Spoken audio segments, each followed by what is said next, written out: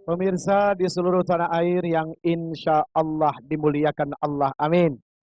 Wabil khususil khusus jamaah yang hadir di STEKPI, Sekolah Tinggi Ilmu Ekonomi Keuangan Perbankan Indonesia.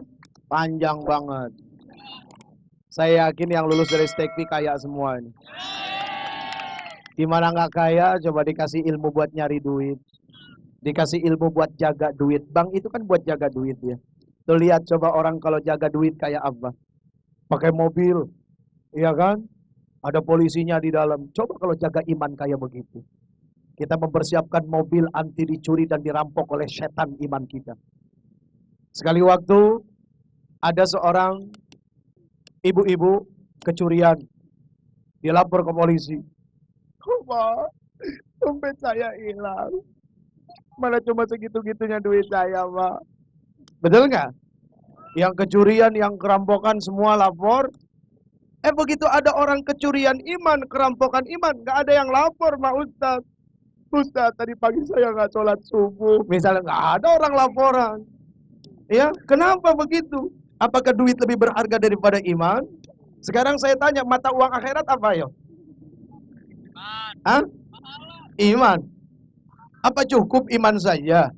Iman tanpa amal apakah jadi iman? Iman itu akan berfungsi dan berarti ketika beramal. Amalnya amal apa? Amal ibadah. Mata uang di akhirat itu amal ibadah yang melahirkan kebaikan. Makanya mumpung di dunia, kalau kita sekarang ini miskin, gak ada kesempatan kaya, mendingan ibadah banyak-banyak. Ya betul nggak? Oke, kita terusin cerita kita yang tadi. Sampai di mana nenek-neneknya? Nenek-neneknya nyasar di STEKPI. Begitu Rasul Sallallahu Alaihi Wasallam bilang bahwa di surga nggak ada nenek-nenek, tuh nenek-nenek nangis. Rasul senyum, padahal karena Rasul kepengen bercanda gitu. Terus Rasul bilang apa? Nek, memang betul kalau di surga itu tidak ada nenek-nenek. Kenapa? Karena semua nenek-nenek di surga kembali menjadi perawan. Perawan, Bo. Ini jadi perawan semua nih. Perawan ting-ting. Ya, Bu. Oke, kita kembali ke tema besar kita tentang bidadari surga. Kalau saya sih terus terang tidak muluk-muluk, meskipun di dalam diri berharap bahwa nanti Allah Subhanahu wa taala akan berikan bidadari surga. Sekarang begini saja. Dalam kehidupan berumah tangga yang diinginkan apa kira-kira? Hah? Sakinah, mawaddah, litaskunu إليها وجعل بينكم مودة ورحمة إن في ذلك لآيات لقوم يتفكرون.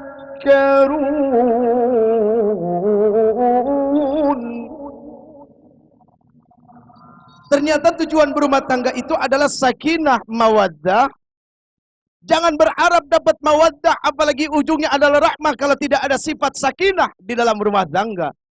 Ya saya ngomong begini bukan berarti rumah tangga saya udah benar, bukan. Ya bukan ya Bu. Cuma kan yang kita kepengen bagaimana rumah menjadi surga. Jangan sampai rumah menjadi neraka. Kalau rumah menjadi surga, kira-kira yang namanya suami habis kerja kepengen balik nggak ke rumah? Kepengen buru-buru balik. Kenapa?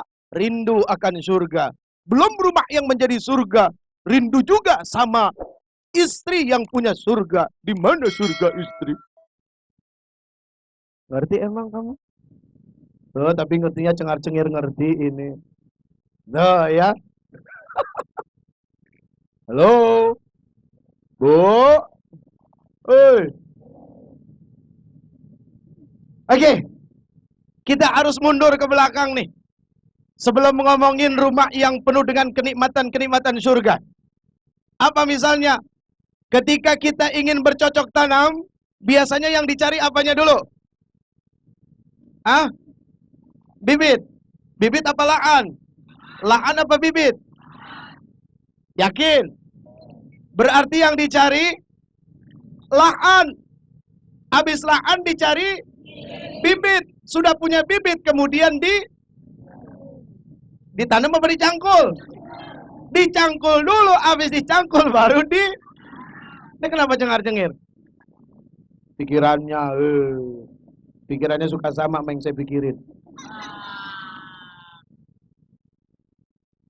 Oh, berarti dicari dulu laki-lakinya dan perempuannya. Seperti apa laki-laki dan perempuannya? Gambarannya sederhana yang seperti Rasul Sallallahu Alaihi Wasallam sampaikan. Nikahilah perempuan karena 4 perkara. Woi, laki. Ada nggak laki yang gini? Gue mau tanya nih. Yang udah nikah, yang belum nikah siapa? Ini si mukanya dia nih.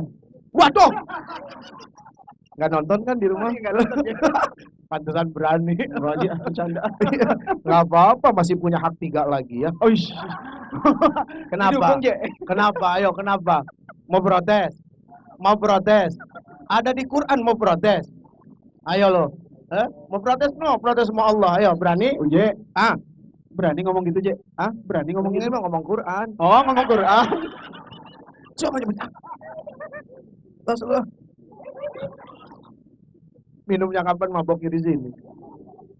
Berarti yang dicari harus lahannya dulu. Laki-laki dan perempuan. Konsepnya sederhana yang seperti Rasul sampaikan. Tungka'ul mar'a bi arba'ah. Nikahilah perempuan itu karena 4 perkara. 1, lijamaliha, karena kecantikannya. Mana yang cantik? Yang cantik mana? Ya kalau istri saya mah nggak usah ditanya. Ini mananya yang lain kan boleh. Ini kan lagi ngomongin dakwah, maka saya tanya, mana yang cantik? Ada yang mau ngaku cantik? Ada nggak yang mau ngaku cantik? Kalau ditanya ada yang mau ngaku cantik,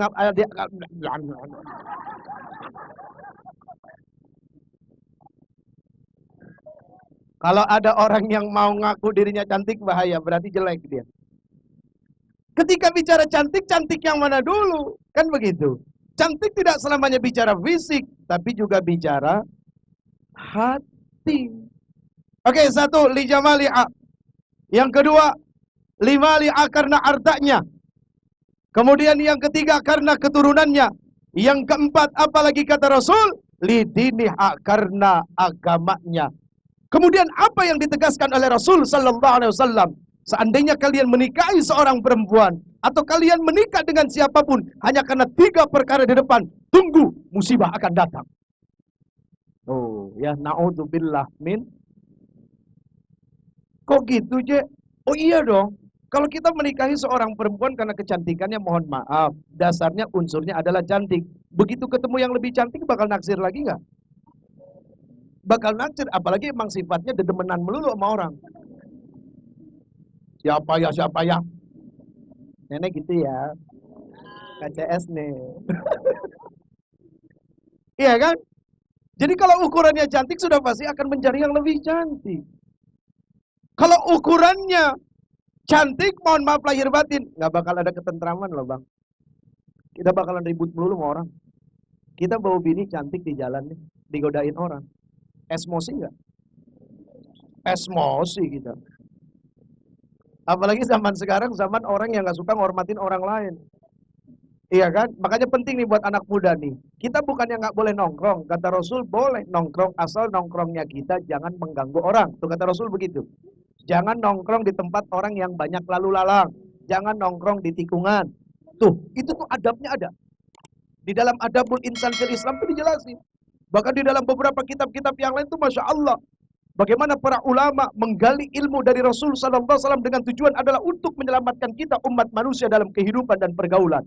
Kehidupan dan pergaulan. Gak cukup kehidupan saja, tapi harus juga bicara pergaulan.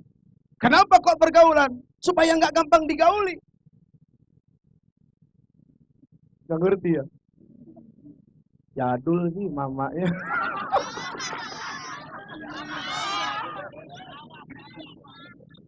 Diuji mah nyela, bukan nyela, sayang, cakep, pinter. Lagi diuji hatinya. Lagi diuji hatinya gampang tahan apa tidak gitu ya. Maaf ibu, kalau hidup hati kita nggak tahan dicela orang, nggak bakal bisa hidup. Iya betul nggak? Lihat Rasul, manusia paling tahan celaan, cacian, makian. Aduh, Allahu Akbar. Makanya kalau kita dicaci dimaki tenang aja. Rasul yang begitu sangat sempurnanya ini masih dicaci dimaki, apalagi model kayak kita jauh dari sempurna. Kita ini ibarat jauh panggang daripada api. Makanya masak apapun gak bakal matang. Apinya di mana, panggangnya di mana. Jelas? Jelas? Jelas? Baik, karena sudah jelas sampai di sini saja, mudah-mudahan ada manfaat. Kan katanya udah jelas tadi. Jelas? Baik. Jadi kalau karena kecantikannya akan banyak masalah dalam kehidupan. Belum perasaan cemburu. Apalagi bicara cemburu, cemburu buta. Padahal yang paling bagus cemburu mah cemburu melek. Benar, serius. Benar nggak? Ustaz Sahrul? Ustaz Sahrul, ya benar Ustaz Sahrul. Ya, benar. Beliau sudah mulai jadi ustaz, sekarang kita doakan ya. Amin. Amin, ya amin, amin, ya Allah. Minimal jadi ustaz buat diri sendiri dan keluarga. Ya. Sekarang saya tanya sama Kang Sahrul yang ganteng nih, Masya Allah. Saya kalau lihat wajah beliau tuh seperti melihat titisan Nabi Yusuf. Ya Allah. 11 bintang-bintang